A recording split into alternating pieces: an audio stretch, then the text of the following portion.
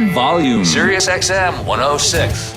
All right, everybody, welcome back to Debatable. Alan Light, me, Mark Goodman, and very special guests in the studio. LBT, Little Big Town. Hello. Hi. Welcome, everybody. Thank you. Thank you. Good to see you guys Good to here. see you. The first time, I think, on our show, certainly. Yes, Yeah. on your show. And, channel, I imagine. man. But it's about time. It is. It's so great to see you guys here. There's so many places to start. I'm just going to go off the wall and start with the Ryman and the residency at the Ryman that you guys have been doing. I think I just read that you have extended dates. And And it's this the is first something- ever something event. nobody's ever And done before. Is there? Yeah. When you decided this, or when it was sort of came about, what were you thinking? Have you been able to do what you hoped you would be able to do? I know you've had guests and things. I think, first of all, we were incredibly honored. I mean, this is an iconic, venue, and they're celebrating 125 years of being The Ryman. Yeah.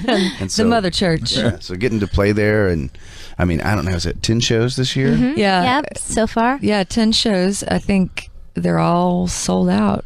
There might be like some single tickets on the last couple of shows, but the feedback has just been amazing from the fans. And we try to make every set list different for every night. And we have special guests that walk out. One night we started singing Tennessee Whiskey a cappella, and then Chris Stapleton walked out, and of course the crowd went completely nuts. We had Alison Krauss on the last show. She sang Ghost in This House, which I could hardly sing listening to her sing. It was so, man, it's just mind-blowing. Tori Kelly, Andra Day. Leanne Womack came out and did Bees. Oh, the Bees. Yep, Yeah. Sam Hunt came out. So and Luke Bryan. Luke yeah. Bryan. I think we selfishly wanted to invite as many of our favorite artists to perform with that we could, and do unique things together. Did you know right away what you wanted to do with this opportunity? I mean, when they came to you and presented this idea, could you sort of immediately think about, okay, if we're going to get that platform, here's what we might do with it? Yeah, and the Ryman is really celebrating not just the past, but the future. And it's such an all-genre stage. I mean, one night it's Cage the Elephant, and the next night it's us. And then they'll have comedians, and it's just a beautiful venue. And they wanted kind of the theme to be that inspiration, like people that inspired you. So we took that as well, and so people down to who's opening every night for us, it's usually people that are inspiring us, that are new artists, and bringing them into that venue, and then of course selfishly asking famous friends that we want to sing with, and so far they've been saying yes. It's something really wonderful about that community, that thing. It just feels familial, It feels amazing that it holds. I mean, it's not like I'm down from day one, but I've been coming around Nashville for a while and seen the growth the last 5 years, the last 10 years, the explosion of that city, but it still feels like that community feeling does hold.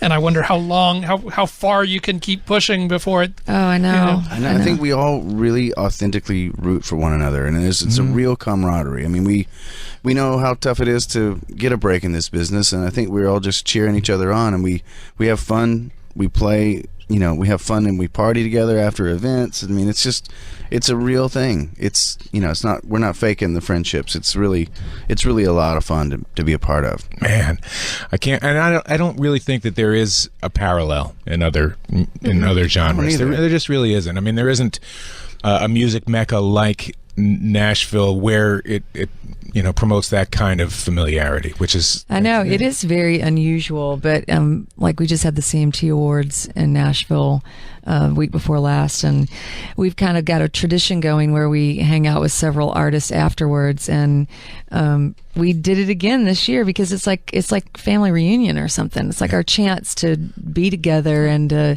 talk and hang out and sing silly songs and gossip about people, it's but we just love being around each other, and it's rare, I think.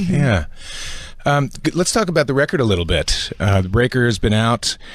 there's so many different things to lean into on this.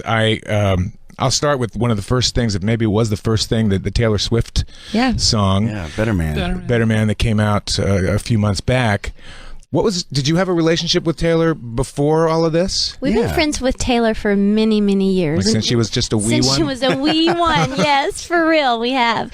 And you know, she's always been just special to us. And so she sent us this song in an email. She sent it to Phillip. And he listened, of course, and said, and sent it to all of us and said, "This is a great song. Take a listen." And so we did.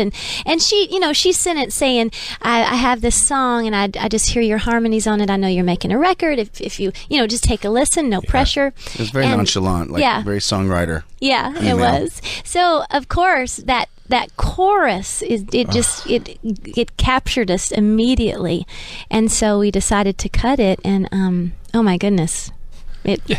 It's just a little bit. that little songwriter, she did a pretty good job on that one. It was nice that she leaned back into country a little bit. Yeah. It's a really country chorus. Yeah, you know, she still got it. I wanted to ask about material because there was this funny exchange I guess you guys had at the awards with Tim McGraw that got reported. Him saying, "Hey, how come I didn't get Happy People?" Oh yeah. You're apparently some other funny exchange you guys are looking at, but I'm curious if you're in a you know, as you said with the Taylor song, she heard your harmonies. She said that's why she thought it might make sense for this song. And you guys do something that's so different. There's so many solo acts, duos. There's happily been more bands coming back, but not that many vocal groups that are out there. So do people come to you with stuff that's kind of special for you guys and what you can do, or are you looking more for songs and thinking, what can we do where we put our thing on this? Kind of both. Yeah. I mean, sometimes we'll get songs that feel like someone wrote it for us, you know, like beautiful harmony structure and, you know, the long lines in the chorus that really let those harmonies sing. And, but then sometimes a song like Girl Crush wasn't written for us. It's just that we were lucky enough to hear it first. And so, you know, we knew right off the bat that was going to be an interesting thing for a vocal band to do, because it's such an intimate story, but it worked, you know? It's like you can't shy away from deeper material just because you think it might not work. You got to get in there and work it out, try. When you say might not work, do you mean the subject matter, or just the sort of the impact of you singing "I Got a Girl Crush"? No, more of like the intimate. You know, like does it break that intimacy to hear four people harmonizing together on the chorus? But it didn't. You know, it's all about the way Jay kind of crafted that track, Jay Joyce, and the way it's delivered, and I think it felt authentic and. You know. We'll talk about Girl Crush a little, just the scale and the impact of that song, because that took you to places that you guys hadn't been, and took you to the big category nominations at the Grammys, and you know, a different sort of awareness around your song. What does it mean to fall into a song like that? What does it mean for the band, and how you think about where you might go to see something like that happen? It was incredible. We knew that song was special when we heard it. The songwriters, whom we affectionately call the Love Junkies, 3 women from Nashville wrote that song and played it for us, and instantly we knew that it was special, just because when it turns and you finally get what it's saying, it literally, you know, first time it took my breath. I lost my train of thought. I love how it's so stark too. Like the song itself is, like she was saying, you can feel the lonesome, you can feel the longing, and you know, for us, we want to always feel that, be moved by a song in that way, and be inspired. And that twist, it did take us to a bigger audience. We could see it. It was starting to happen. Like when we were out touring on festivals and things like that, we were seeing just more millennials. More millennials, just more people, more everybody, and also just hearing like from other genres, like other artists loving that song, and you know, running into them at like the Grammys or whatever, and singing on the Grammy stage. That song with an all-female orchestra was a big moment. Yeah. And the controversy of the song also brought a lot of fans in, just because it's like, wait, what is this song about? And then when people were going, what is this song about? People were going, what song are you talking about? I got to hear it. So that also really broadened the audience in Everybody a was big way. like, wait, is that like the Katy Perry song? Oh, no, it's not at all. It's, it's that twist that really, I think, hooked everybody in. You mentioned Jay Joyce, who you worked with again on the most recent record. What is it about him? What is he's how does he beat you guys up, and what does he get out of it? Because it's a long relationship. It is. Now. Yeah. Have you ever met him? Have you guys? I've been in the studio. I've watched with Eric, with him, with and Eric, and seen him work his crazy wizard magic. Yes. He's a very strong musician and has a very strong opinion, but he also, he knows how to listen as well. But it's like, for us, he's one of us. We're all in it together, and he hears things and he pushes us and we push him, and we come to, at the end of it, we help each other kind of stretch and grow. Yeah, and if he's not listening, then it's because you're ignorable. You know what I mean? Like in a musical way. Yeah. And so if you don't get his attention, or you don't convince him right off the bat, then that song's probably going away. Not because he's in charge, but just because you didn't deliver it right in a convincing way. And that's the great thing about him, is that's an unspoken thing in there. It's like it's just his presence. He has just a great ability to make things feel good, and when they don't feel like authentic and they have a thing about them, then he's like, let's move on. And that's smart. I mean, if it doesn't stand up in the room, like when we're all in there cutting it, then it shouldn't make it. No matter how hard you force it. That's right. That's right. And I ask about him because, I mean, producers in general, it's a relationship that I don't think that the general public really gets. Especially, again, when they're ongoing relationships like you have with him, where it's not just one project at a time, but been a developing thing from album to album.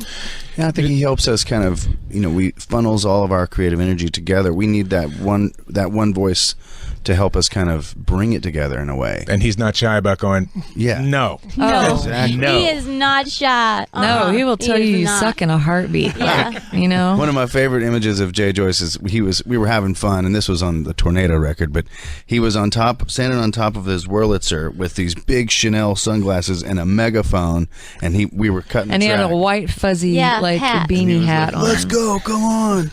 And that was just one in moment. There's been so many. You can hear him screaming on that record. He wasn't screaming at us, but he was like, he was excited. He was excited, and he was It's inspiring. He was like, let's go. And he didn't want everybody to start talking between the take, because it was all of us in there at the same time. Like, we're singing and band is playing, and then he would be like, one, he'd count you in. Like, you can't even say anything. Like, hey, just sing this part or sing this part. He's like, no, stop talking. He doesn't want to kill the momentum. Once he gets the momentum where he wants it, he does not want it to stop. I love that. And neither do we. And I know you were going to ask, but speaking of the relationships with producers, The Breaker came out, so on the heels of, almost sort of concurrent with the Pharrell project you guys did with Pharrell.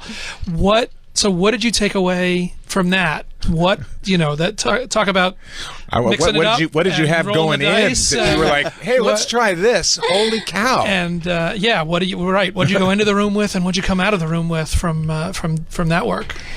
Wow, it was an experiment. We started just writing songs with Pharrell, and that's all it was. It was like, hey, I'm coming to Nashville, and y'all want to write? And we were like, write with Pharrell? Yes. So he's a great, he's a Southern boy, and he loves Southern harmony. And I think it was he and Blake were talking on The Voice one day, and he was talking about certain Southern harmonies, and Blake was like, well, you should meet my friends Little Big Town. And so that's how it started.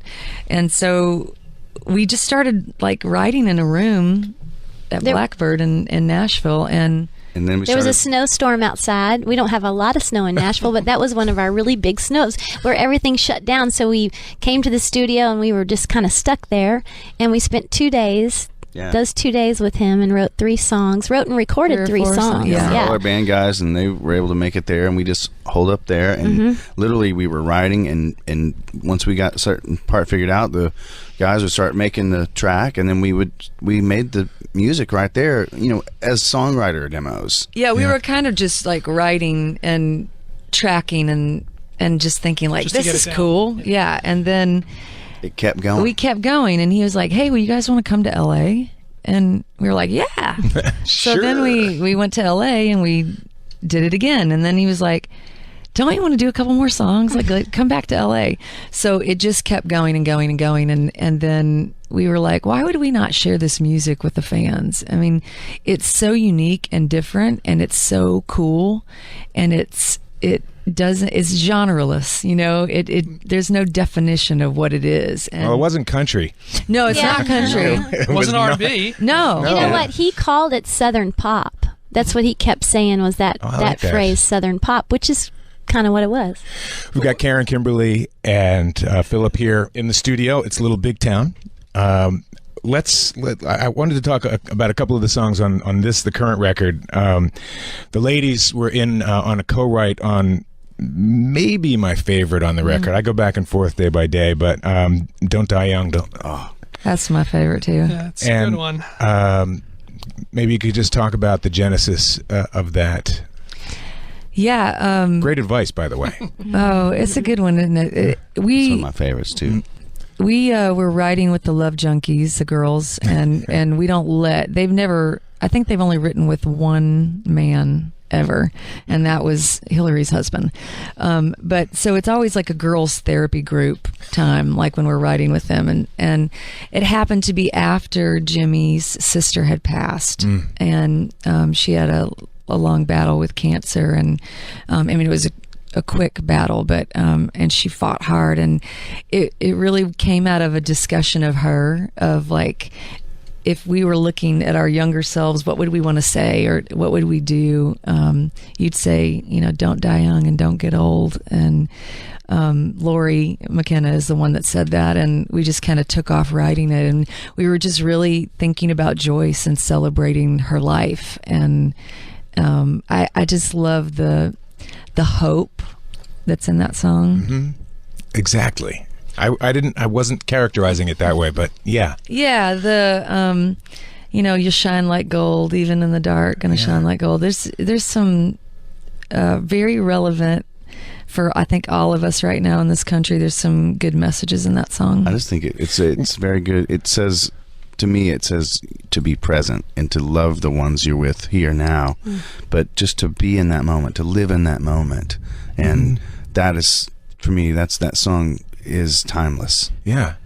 We just pause for the 1 second to say, between Lori McKenna and Hillary Lindsey, the privilege that you guys have had of just having the absolute best. I mean, there's no better songwriters that are working right now. They're incredible. I mean, over and over again. It's beyond a joy, like, to be in the room with them. It's school. It It's is songwriter school. Yeah. It's like, we wrote a song called Tumble and Fall on the last record with them, and just sit there and say, hey, I want to write something for this record that lets, like, the harmonies, like, soar for Kimberly, and then we keep, like, melodies going on the bottom between the boys, and for them to just go, yeah, let's do it, and we start brainstorming about a title that I had, Tumble and Fall, and then we just sit there and craft these moments, and they're just the best. They're the best. I mean, they really are. The history of these two. Yeah, the consistency is amazing. Yeah, and then so much, and it's all so good. Yeah. Liz Rose, who wrote so many of those Taylor Swift hits, she's the third Love Junkie. Yeah. They're beautiful souls. Like, hopefully they'll let me write with them one day. They won't. I talked about it last week. No boys allowed. Ladies only. You keep growing your hair out, Phillip. Sneak him in there. That's right. So you guys are doing some live shows here and there. Yeah. Yeah. Okay. You've got the Ryman dates going, and then your own fairs and festivals all summer long, and then some outdoor amphitheaters, and then we're playing Royal Albert Hall for the first time. And so we're going to Europe for like 2 weeks. How about that? In the fall. Do you do stuff from the Pharrell album in concert? We do some. Every once in a while, we'll like try stuff on the audience, and sometimes they're looking at us like, "What are you doing?" We'd have a better shot probably in the UK, just because their fans over there. They know all the music. They don't know just the radio singles. They know every album cut, deep album cuts from, The Road to Here and older records. So it'd be interesting to try some of that stuff on them. And we should say might go over easier. We're right at the official formal launch of the new single, right? Yeah. Yeah. Stops Loving You is one of this weekend, give or take, is the actual real launch of this. So where does this one fit into the mosaic? Why was this the single to go now? It's another Lori McKenna jewel. Oh yeah, that's right. And Hillary. And Chase McGill. Yeah. It just feels like it needs to be next. It's like the one that when we do it live, the fans just like really, you can watch them like they're just into it, and it's the one we continually get asked about. I don't know if it's the lyrical content that we all can relate to, being rejected by someone, and then you're in that lonely space and everybody else's life is moving on. And I love that the chorus. I love that it says, when someone stops loving you, it don't make the evening news. And that's the way you feel. I love that line. I love that line. Me too. So we're excited. I know it's a 6/8 ballad, and it's not a summertime party song, but so what? You guys have colored outside the lines before. We pulled off That's a all right. 6/8 ballad once before, Girl Crush. So hopefully this one will. Is there we're going to let you go, but is there, and I'm just shot in the dark here, any song that you would nominate for a summer song from your album? Like We Went to the Beach. Oh, for sure. Lost in California. It seemed like too on the nose for me, but we went to the beach, Lost in California. Yeah. I think it was the influence of being out west, like in California, so much with Pharrell, that had an influence on this record. It was like the California sunshine was seeping in several different ways, I think, on the record. It's great. Karen, Kimberly, Phillip, Little Big Town. Thank you, guys. Thank y'all for having us. And give our love to Jimmy if you would. We're sorry that he couldn't make it in. We will. Thank you.